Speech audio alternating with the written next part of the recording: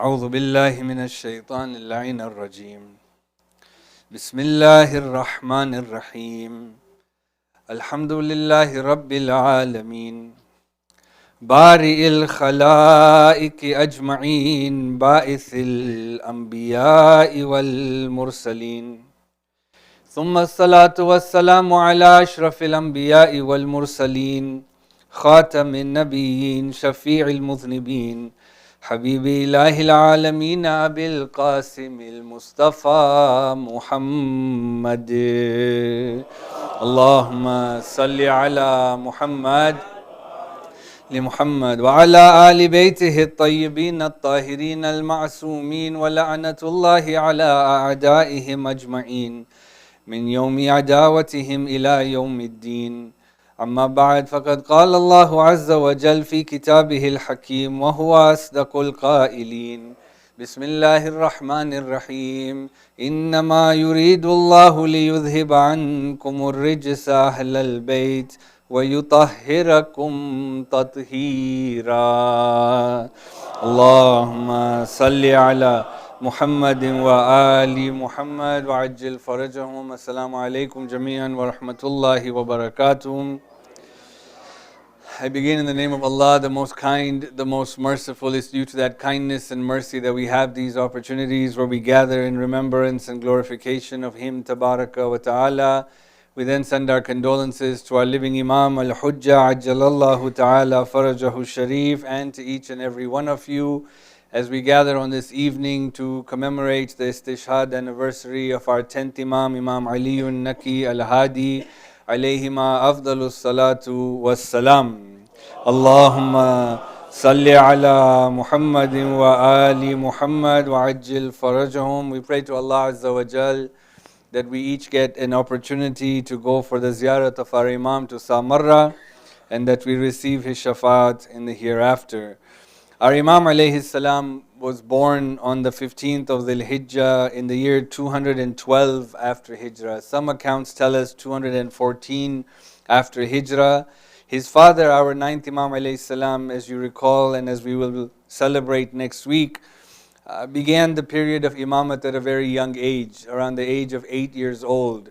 But his life was also taken away at a very young age. He was only 25 years old at the time of his Shahadat, and therefore in the year 220 after Hijrah, our 10th Imam became the Imam of the Ummah, which means he was approximately 8 years old as well. His period of Imamat was longer than his father's. Our 9th Imam's period of Imamat was about 17 and a half, 18 years. But the period of our 10th Imam's Imamat was approximately 34 years. What I want to focus on today is somewhat of a historical account of the migration, or what we would call the forced migration of the Imam from Medina to Samarra, just to give us a bit of an understanding of what he had to go through and the different events that transpired on his journey towards Samarra. During the course of the 42 years of the Imam's life, he went through six different Abbasid caliphs came into power and fell. We have done a historical account of the Abbasids many years back, where we talked about the rise of the Turkish dynasty, or the Turkish warriors, or the military, and how the militia or the military of the nation or of the governing powers was primarily made up of Turkish soldiers. These Turkish soldiers never formally ascended to the caliphate itself, but they made sure that their agenda was passed down. And therefore, whenever a caliph failed to meet their agenda, they were taken out of place. And this is why we saw 6 different caliphs in the time of 40 years, because eventually the Turkish militia got tired of how they were governing. The 6 different caliphs that the Imam alayhi salam went through are Mu'tasim, Wathiq, Mutawakkil, Muntasir, Musta'im, and Mu'taz, la'natullahi alayhim, who as a whole had a strong dislike for the Ahlul Bayt alayhimus salam. But the first 2 in particular, Mu'tasim and Wathiq, they left the 10th Imam again, when I say they left him alone, we have to take that as a grain of salt. Like, what does it mean to leave them alone? They were constantly monitored, they were constantly supervised, but they weren't necessarily oppressed or put into prison. It was Mutawakkil when he came to power who was quite different. Mutawakkil had extreme enmity and hatred for the Ahlul Bayt alayhimus salam. Mutawakkil's accounts are famous or infamous in our history, where his hatred for the Ahlul Bayt alayhimus salam was quite high. It was Mutawakkil who instituted, for example, derogatory plays and poetry about Imam Ali alayhi salam, something that was happening at the time of the Umayyads that came to an end, but it was Mutawakkil who once again started paying people to perform sarcastic plays about our Imam. It was also Mutawakkil who ordered the shrine of Aba Abdullah alayhi salam to be flooded. He forbade pilgrims to go. He levied a huge tax to go. Mutawakkil then also imposed a strong economic blockade on the Alawis. Anyone who came from the lineage of Amir al-Mu'mineen alayhi salam was put into very strict and difficult financial times. It almost reminds us to a certain extent of the blockade that the Quraysh put Hazrat Abu Talib and his family through in early history of Makkah, where no one was allowed to engage in business with the Alawis, no one was allowed to participate in any type of interaction with the Alawis, and similarly many were imprisoned. And so while he was carrying out all of these acts to display his animosity and enmity towards Ahlul Bayt alayhimus salam, one of the great thorns on the side of Mutawakkil was the fact that he failed to grasp full control over Medina and Makkah. And the reason he failed to grasp full control of that area was because of the presence of the Imam alayhi salam in Medina. The 10th Imam alayhi salam in Medina held strong reverence for amongst the people. And this is something that really, because of their presence there, because of where Risala came, the people of Medina, regardless of what sect they followed, had a general love for the Ahlul Bayt alayhimus salam. They understood their position. And this is why even when you look at the madhahib, the different madhahib amongst the Sunnah, it's only the Malikis who are very similar to the Salah that we recite, in the sense that they pray with their hands down. Why? Because one of the usul, one of the bases of forming law was for the Malikis how the people of Medina prayed. So, like when you look at how law is formed, like for example, our bases of law are four. It is the Quran, it is Hadith, it is ijma, consensus that goes back. Basically, anytime you find a consensus going back, you consider that to be a law, basically, if you don't find something in the Quran or Sunnah. Because if there was no if ijma wasn't correct, you would find the interjection of the Imam somewhere to change what was wrong. This is the belief that we have. And then the next is aql. When you look at, for example, the Malikis, one of their usuls is how the people of Medina practiced the Sunnah. So they looked at the people of Medina, and if they practiced it a certain way, that counted as something. And so the people of Medina, for a while, they held the position of love for the Ahlul Bayt alayhimus salam. And as long as the 10th Imam was present in Medina, Mutawakkil always felt a sense of threat coming from that area. And this is where we see the governor of Medina by the name of Burayha.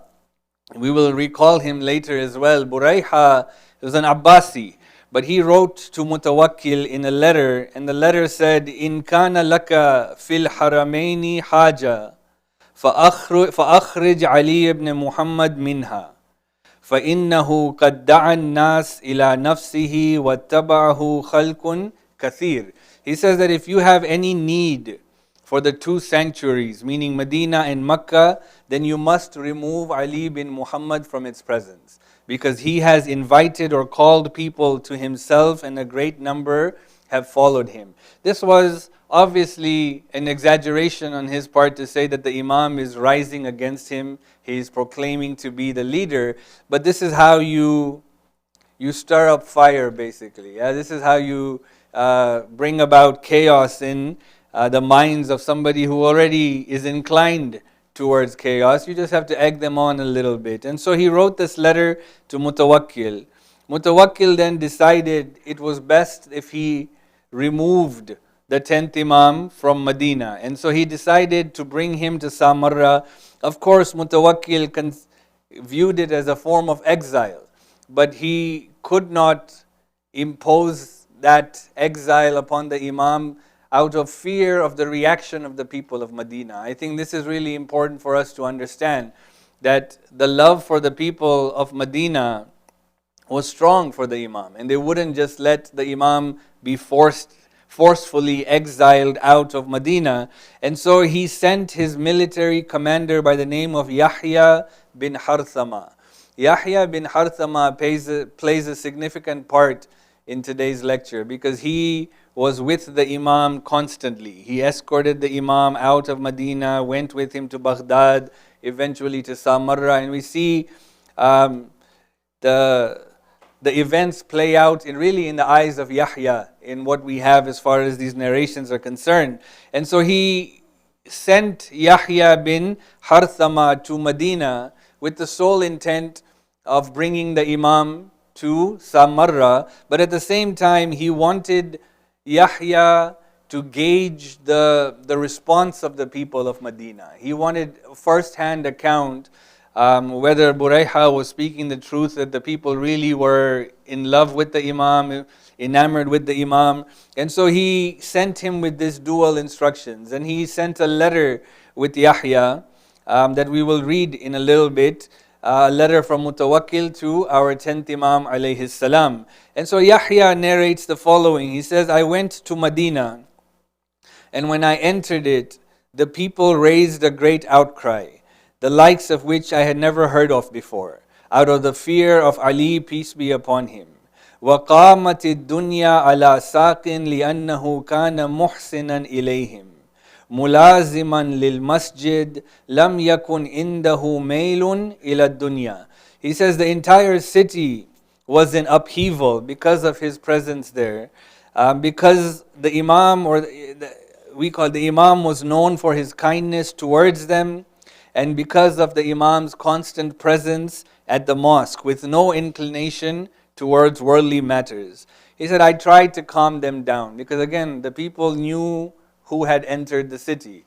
One of Mutawakkil's agents, and not just an agent, the military commander had entered. And so this was a big deal. And so he says, I tried to calm them down, swearing to them that I had no orders to harm the Imam, and that there was no danger to him. Then I searched his house and found nothing but Qur'ans, supplications, and books of knowledge. He says, he grew greatly in my esteem. So I personally took charge in serving him and treated him with the utmost respect.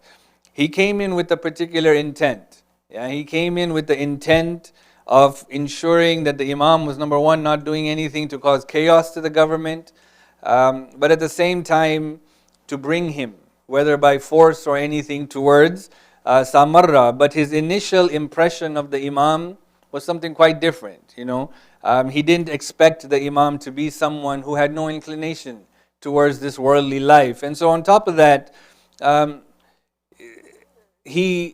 meeting the Imam alayhi salam, he gave him Mutawakkil's letter. And if you recall, many years back, we had read this letter of Mutawakkil, but for the sake of a bridge, I would like to read portions of this letter again to you. He says in this letter, he starts and says, Bismillahir Rahmanir Rahim.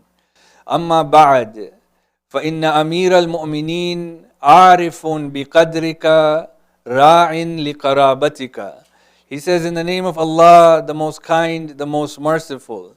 Surely Amir al-Mu'mineen, this is himself, he calls himself Amir al-Mu'mineen, this is Mutawakkil.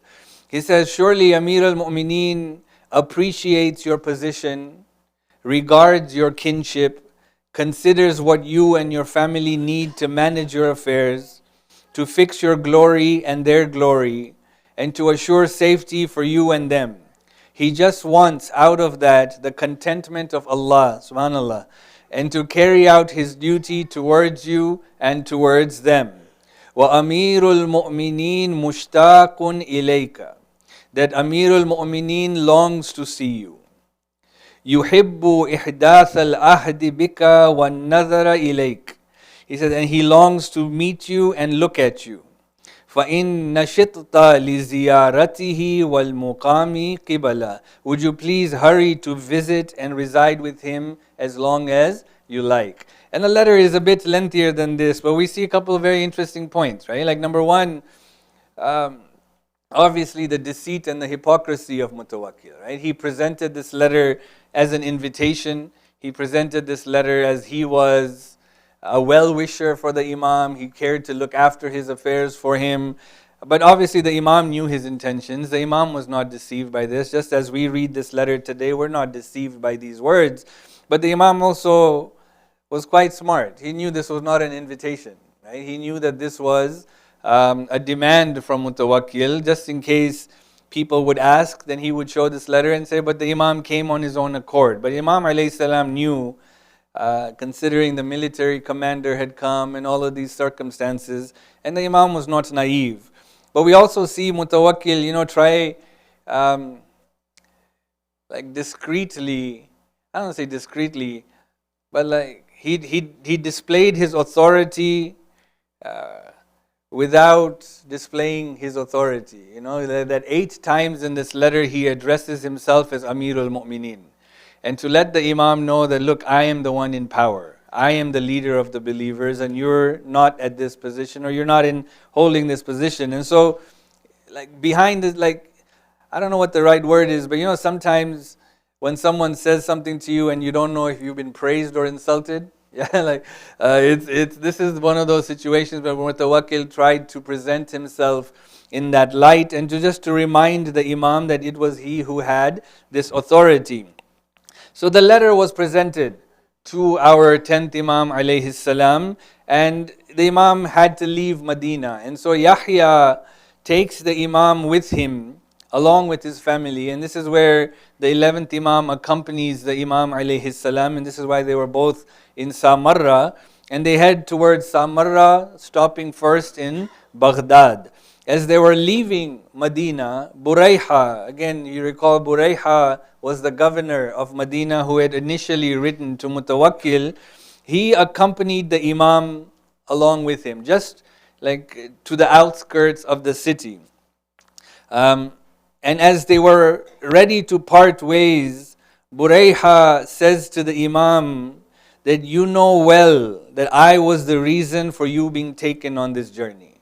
That means he's basically saying, it was me. But then he says to him, لَإِن شَكَوْتَنِي إِلَىٰ أَمِيرِ الْمُؤْمِنِينَ وَإِلَىٰ أَحَدٍ مِّنْ خَاصَّتِهِ وَأَبْنَائِهِ لَأَجْمَرَنَّ نَخْلَكَ وَلَأَقْتُلَنَّ مَوَالِيكَ. He says, I swear by severe oaths that if you complain about me to Amir al-Mu'mineen or to any one of his associates or even to his children, I will burn your palm trees, kill your servants, blind the eyes of your land, and do worse than that. Yeah? And so he posed this immediate threat, that it was me, but if you say a word against me, I will cause you much harm after this. And this is where the Imam alayhi salam turns to him and he says, I will present your case to Allah tonight. And I would never complain about you to any of His creations. SubhanAllah. What a apt jawab. It's a jawab that I think we need to learn. Sometimes we are faced with situations where we don't have the upper hand. And then many times in life this will happen to us. Not always do we have the upper hand, and sometimes it might be better we don't have the upper hand, because when we have the upper hand, sometimes people with the upper hand cause a lot of dhulm, a lot of oppression because of that position. And so oftentimes we will find ourselves in a situation where we don't have the upper hand. But what we have? We have God on our side. And that in itself is more powerful than any upper hand that an individual can have. And if that person, on the other hand, has even the slightest bit of God consciousness, that is enough to change their mindset about what is happening. And when the Imam alayhi salam said this, it is said that immediately a shock entered Burayha, and he threw himself before the Imam and pled for his forgiveness. These are incidents we'll recall next week as well when it comes to the ninth Imam. That there were people who were doing things which were haram around them. And the Imam would say a particular statement that would have a direct impact on that person in what they're doing. And it's something to think about. Like when we talk about the concept of imamat in our theology, that what makes an imam higher than a nabi, right? And this is, of course, Nabi Ibrahim has reached this maqam. This is not just the imams, but there are few prophets that have reached that state of imamat. Like Nabi Ibrahim, Allah says, reached the state of imam. We know our prophet was. And then the imams after that. That what distinguishes the imam and places them in a higher status is that the imams have the ability to look into one's heart and say the right thing at the right time to have an impact on that person. Yeah, that's different. That's the different aspect. The Anbiya all came and they preached. Yeah, the Anbiya, the Rusul all came and they preached. Very few believed, many didn't. But what makes the Imams different is they have the ability to look. Sayyid Ayatollah Mujtaba Lari in his book Imamat, he talks about this in quite a bit of detail. It's worth reading if we want to understand the maqam of an Imam. And so whenever we find the Imam, like because subhanallah, like I'm pretty sure I've said to people, fear God, and nothing's happened. But when the Imam says it to certain types of people, it has a drastic impact because the Imam knows that's the point that will make a drastic change in their lives. And if you understand that, then you look on the other side to see how sealed the hearts of the people in Karbala were. Yeah? That Abu Abdullah alayhi salam preached to them and talked to them, and yet nothing made a difference to them. Right? And this is where when we want the Imam in our lives, we have to make sure that the heart is a bit polished for the Imam. Because even when he comes and he says, like, stop this, don't do this, if the heart is not there, even I'm not going to believe what the Imam says. And to think that I'm going to change when the Imam comes, I'm just fooling myself, right? Like this is the time we prove to the Imam that we are ready. And it's not going to happen after we come. And so the heart is something that we really need to polish, because what if the Imam looks into my heart and be like, there's nothing there? Subhanallah, how sad. How sad that would be, that if the Imam can't find anything good in my heart. Sallu ala Muhammad wa ali Muhammad. Salli ala Muhammadin wa ali Muhammad. So when they reach Baghdad now, again Yahya narrates, he says, when I brought him to Baghdad, I first went to Ishaq ibn Ibrahim al-Tahiri, who was the governor of Baghdad. He says to me, Yahya, this man is from the family of the Messenger of Allah. And you know who Mutawakkil is. If you provoke Mutawakkil, he might kill this man. وَكَانَ رَسُولُ اللَّهِ خَصْمُكَ يَوْمَ الْقِيَامَةِ, and the Prophet will rise against you on the Day of Judgment. He's like, do you not consider what you're about to do? Yeah. And he says, by Allah, I have seen nothing but goodness in him. Yeah. He had traveled with the Imam. You want to know something about someone, you travel with them. And so he says, I have traveled with him and I see nothing but goodness in him. And then he brought the Imam to Samarra, and he began to inform those in charge, especially those who are not looking after, those who are managing the prisons and the house arrest of the Imam. He says, by Allah, if a single hair of his is harmed, you alone will be held responsible. And people were astonished at the words of Yahya, because of who Yahya was prior to when Yahya left, and now he had turned entirely. When we look at this interaction that Yahya had with the Imam alayhi salam, it was so impactful that eventually Yahya became one of the great companions of the Imam and became one of the rawis of the Imam, one of the narrators of tradition for the Imam alayhi salam. And these changes that we see in Yahya were brought about by different factors, right? One factor was the akhlaq the Imam showed.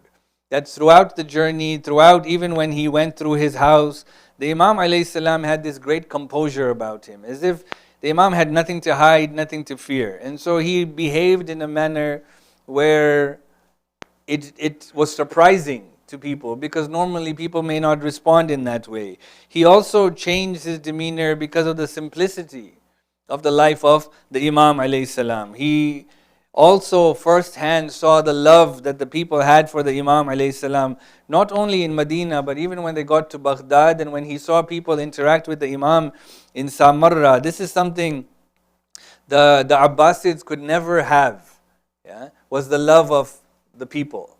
The people feared the Abbasids, but they never had the hearts of the Abbasids. And this is something again to think about, when oftentimes when the mind is wandering and you look at the world that we live in, right? And you think, or I think sometimes, like, man, our Imam has a huge task ahead of him, isn't it? Right? Like, you have these countries that are going unchecked in this world, no one's there to stop them, these war machines and the propaganda around that.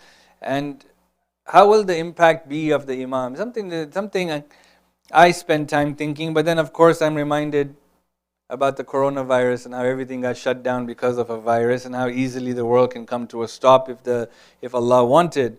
But this is something that will be a huge factor when the Imam comes. That his personality will be something that people will automatically gravitate towards. Automatically. Because this is the seerah and the sunnah of every Imam that has come. That no matter where they were, whoever they encountered, the people automatically fell in love with them. And this goes back to the akhlaq of Nabi Muhammad sallallahu alayhi wa alihi wa sallam. Allahumma salli ala Muhammadin wa ali Muhammad. Where our first Imam alayhi salam, he describes him in this way. He says that there was not a person who met him except that they ended up falling in love with him. This was the akhlaq of our Prophet. And so that akhlaq was similarly seen in all of the Imams.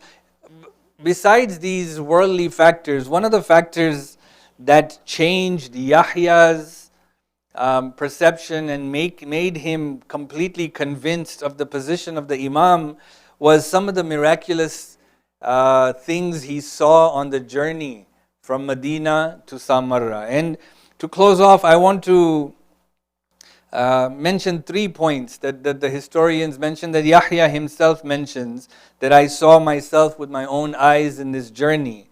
He says, رَأَيْتُ مِن دَلَائِلْ أَبِي الْحَسَنِ عَلَيْهِ السَّلَامُ الْأَعَاجِيبِ فِي طَرِيقِنَا. He says, I saw astonishing signs from Abu al-Hasan alayhi salam during our journey.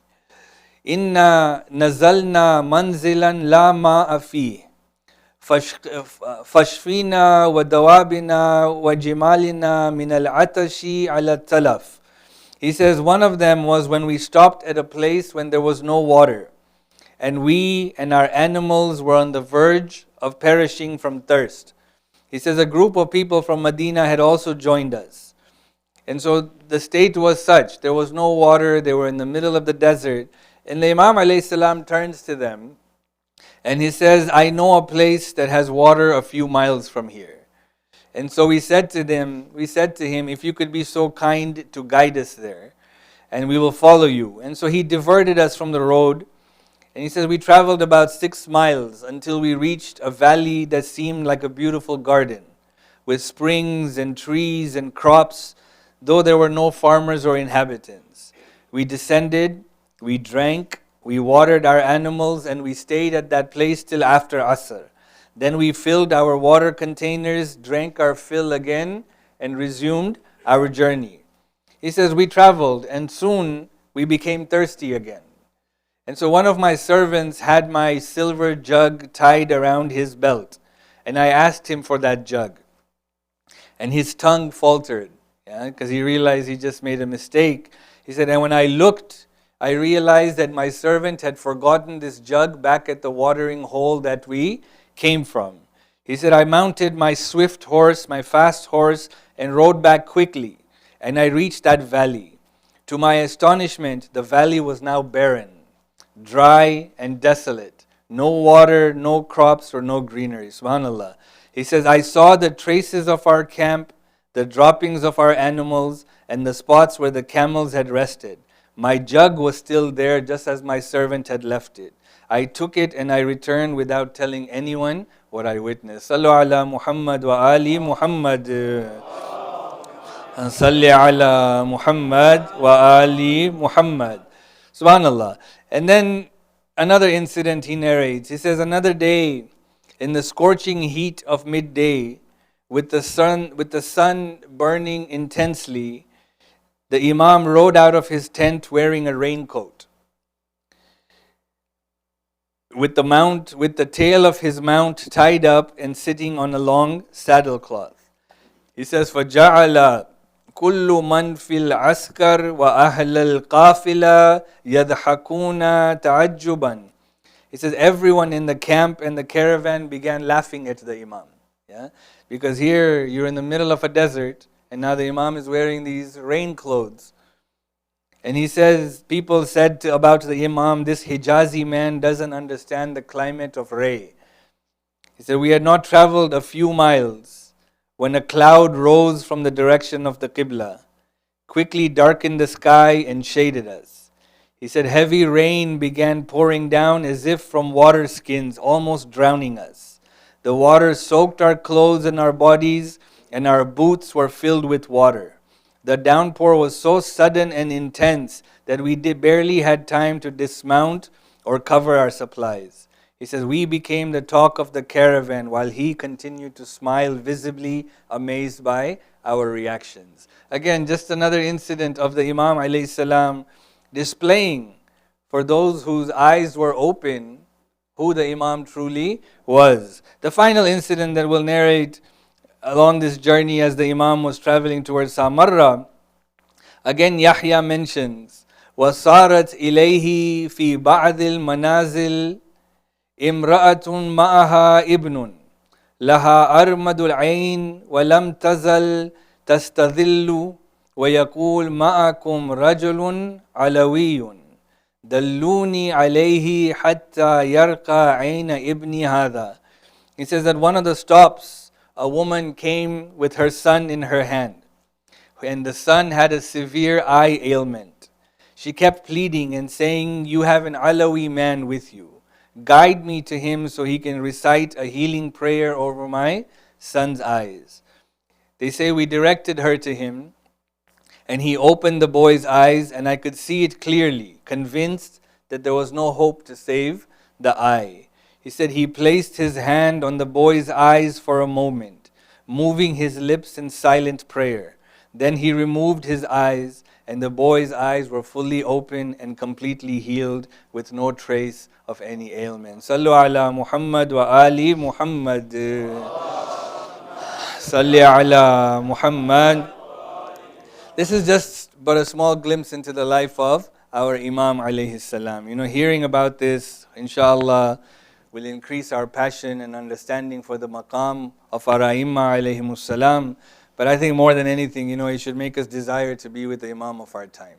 Right? This is something we are missing out on at this moment.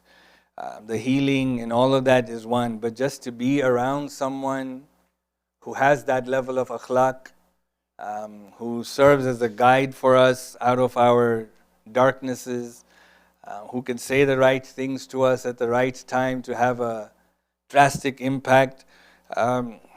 We should desire for the Imam. On the 15th of Sha'ban, obviously we will play a game for the sake of enjoyment, but we'll give a short talk as well about the idea of what is more important, wanting the Imam or desiring the Imam, needing the Imam. Do we need the Imam or do we want the Imam? There's a distinction between that, and we'll try to analyze the difference, albeit in a short way. But we should have this desire for him. Now whether that desire comes off as a want or that desire comes off as a need, that's something we have to analyze to see which is more impactful. Our 10th Imam alayhi salam, he worked tirelessly to make an impact in people's lives and to try to guide the people out of their darkness and into light. And it was this constant guidance, it was this constant akhlaq of our Imam alayhi salam that really bought the hearts of the people, that really captured rather the heart of the people.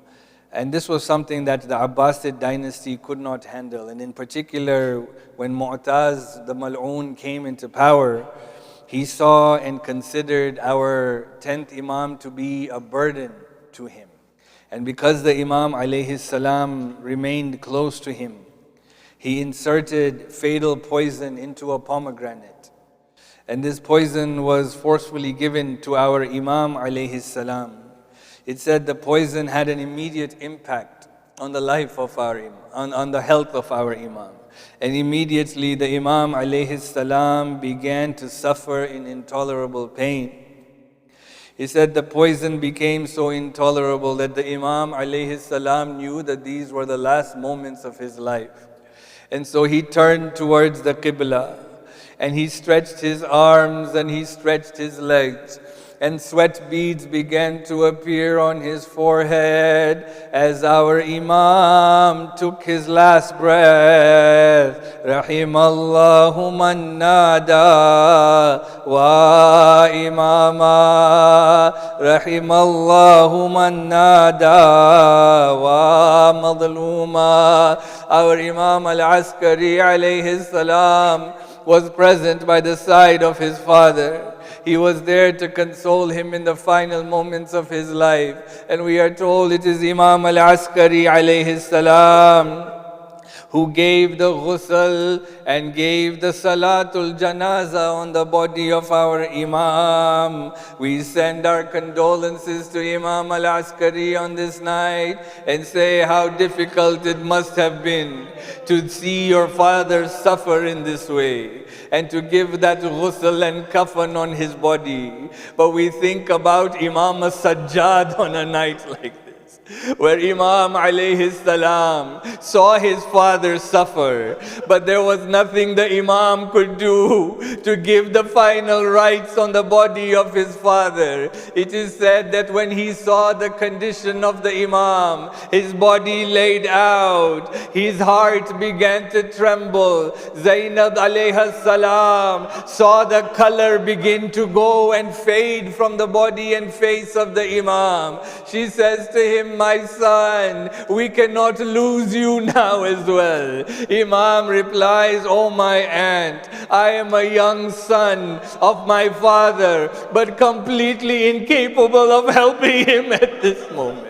That there is nothing that I can do to assist my father in these last moments. This pain never left Imam As-Sajjad. It stayed with him. That when he came to Karbala for the Arba'een, and when Jabir ibn Abdullah al-Ansari, when he finally found someone to give condolence to him, when Jabir says, Azam Allahu ajraka ya Sayyidi, the Imam began to cry and says, Ah Jabir, ha huna qutila abi. This is where my father was killed. This is where his body was left unattended.